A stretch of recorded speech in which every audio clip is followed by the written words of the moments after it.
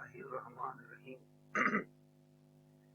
I am Mohammed Kashif Channa, lecturer in chemistry and posted at Government Boys Degree College, Koliji, District Khyber. Dear students, today we discuss about the syllabus of class first year, in which we have selected chapter number 4. Its main topics are chemical bonding, types of chemical bond, and ionic bond, as well as the covalent bond, dative bond, then hybridization, molecular orbital theory, as far as further topics of the chemical bonding.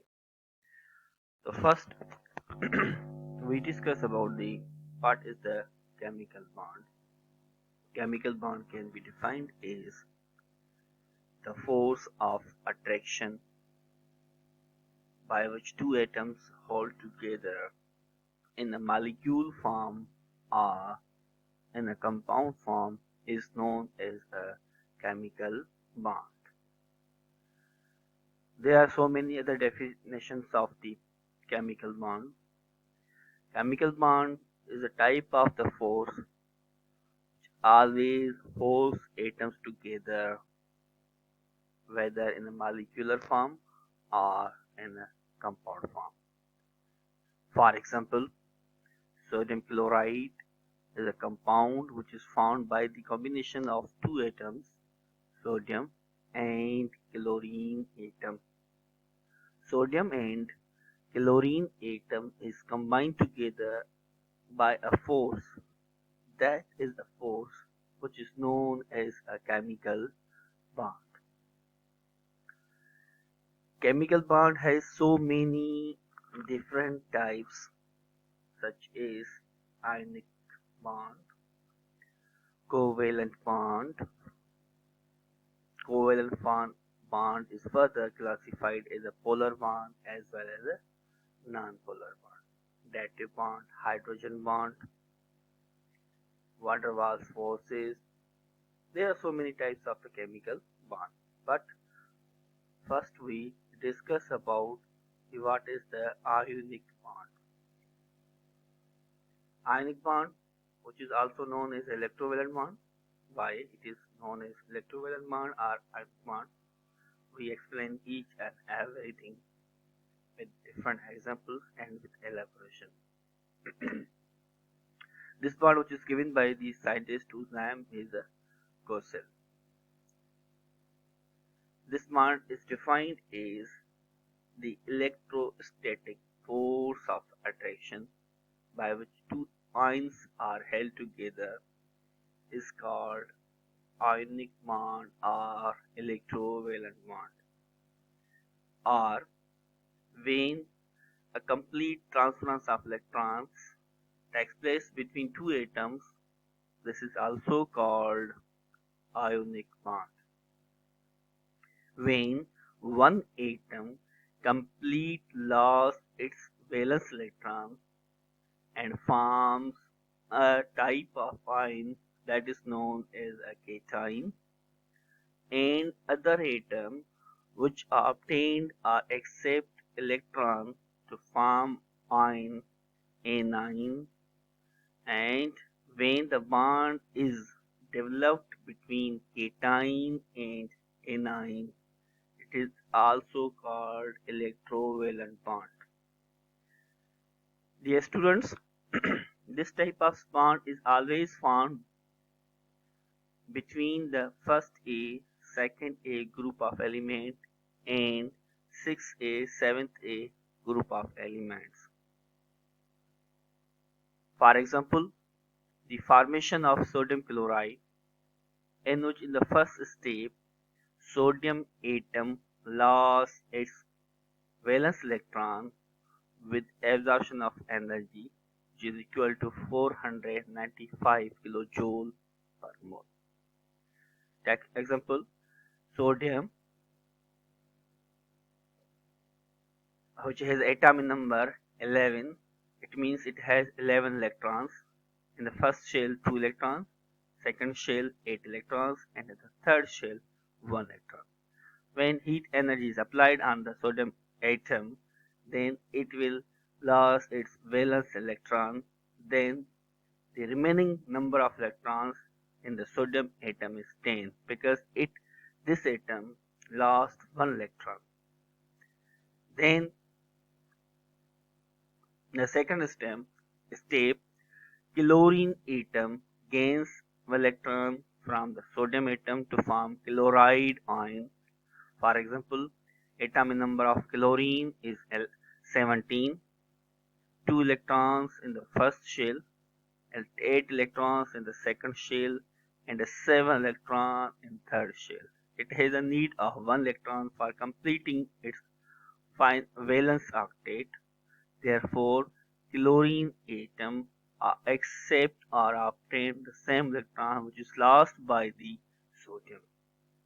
The third step, sodium ion and chloride ion combine together to form sodium chloride. To form sodium chloride. I have another example of the ionic bond which is found between the chlorine and magnesium. This bond or this example can be explained as magnesium element, its atom number is 12. It means it has 2 electrons in the first shell, 8 electrons in the second shell, and 2 electrons in the valence shell. Similarly, chlorine has chlorine has 7 atomic number is 17. It means 2 electrons it's in the first shell, 8 electrons in the second shell, and 7 electrons in the valence shell. Now, 2 chlorine atoms are attached with the 1 magnesium. Means 1 chlorine atom accepts 1 electron from first 1 magnesium, and the second chlorine atom accepts the second electron of the magnesium. Then bond will be formed that is known as a magnesium chloride.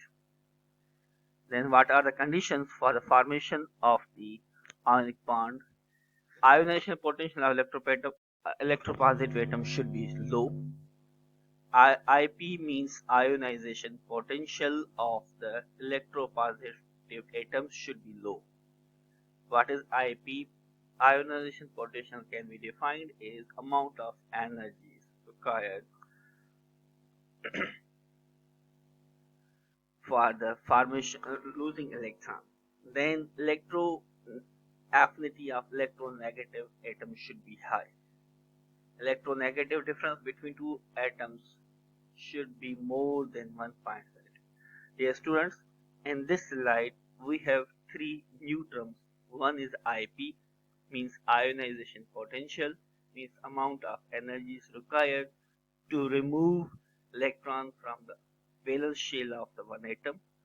And electron affinity means amount of energy is released when one atom accepts the electron. It means when sodium atom loses its valence electron, then it forms or it shows the form of ionization potential. But when chlorine atom accepts electron, then there is a form of the electron affinity. There is another term, electronegativity, means ability of the atom to attract the shared pair of electrons from other atom to itself. Means when we take difference between the sodium and chlorine, the electronegative difference should be more than 1.7, then their bond is the ionic bond.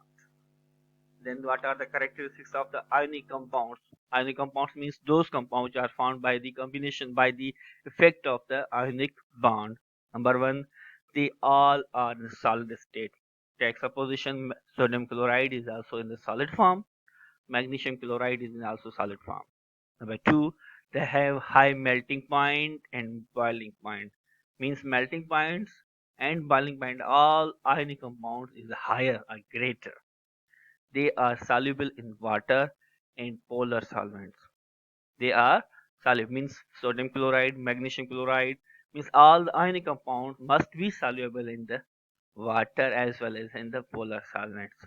They are electrolytes. Electrolytes means those chemical compounds which conduct electric current and heat is known as electrolytes. Means ionic compounds are the electrolytes.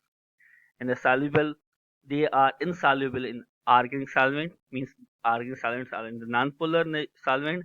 Here, like dissolve law is applied. Therefore, ionic compounds are in polar nature and organic solvents are in non-polar nature. Therefore, ionic compounds are insoluble in the n- organic solvents are non-polar solvents. They have the high density. They do not show isomerism. Means their compound having no different structure. They have this. They means they do not show any type of the isomerism. Dear students, these were the characteristics of the ionic compounds. Now further, we have another type of the bond which is known as a covalent bond. Lewis, G. N. Lewis has given the concept of this bond, and this bond can be defined as the force of attraction shared pair between the shared pair of electrons of two atoms is called the covalent bond, or a bond which is formed by the mutual sharing of electrons between two atoms. Means both atoms shared same number of electrons. If one atom shared one electron, the other atom must be share the one electron. Means there is no any loss or gone. There is no any transference of electron. In this bond, we only study that the both atoms shared the electron from both sides. Further types of the covalent bond are, for example, single covalent bond, double covalent bond, triple covalent bond. These are further types of the we can say that covalent bond. Now examples of the single covalent bond when one hydrogen atom combines with other hydrogen atom. As we know that the atomic number of hydrogen is 1 1. It means in the first shell only one electron is present. In the second hydrogen atom only one electron is present. Therefore, we can say both atoms will share single electron. Double covalent bond when each atom shares two electrons, resulting bond will be double covalent bond. Dear students, I am going to tell you that uh, covalent bond is represented by line. If the single covalent bond is present, then a single line is present between two atoms. If there is a double covalent bond between two atoms, it means that two lines are present there. And if the triple bond means there is a triple single lines always present between two atoms. Now the major example of the single covalent bond are hydrogen hydrogen. In the double covalent bond, the major example is oxygen oxygen. The triple covalent bond example is nitrogen nitrogen. What are suppose how can we explain the uh, triple covalent bond between two nitrogen atoms? Suppose atom number of nitrogen is 5 and it has two electrons in the first shell and three electrons in the valence shell. As far as another nitrogen atom, the atom number of another hydrogen atom is 5. It means 7 the first electron in the first shell and the 5 electrons in the second shell. Now, for completing its final valence octet, it has need of 3 electrons. Another nitrogen atom, if it wanted to complete its valence shell, it means it has a need of the 3 electrons. Now, both atoms will mutual sharing of 3 electrons between two atoms. Therefore, we can say that a triple bond can be formed or developed between two nitrogen atoms. What are the characteristics of the covalent compounds? Covalent compounds, they are liquors, gases, or soft solids at ordinary temperature. Means the compounds in which covalent bond is present means they will be in the state of the liquid state as well as in gaseous state. They are non-conductor of heat and electricity. Means because of that there is no any concept of charges, therefore they are bad conductor of heat and electricity. They are insoluble in water but soluble in polar solids. Because of that the water is in polar nature and the okay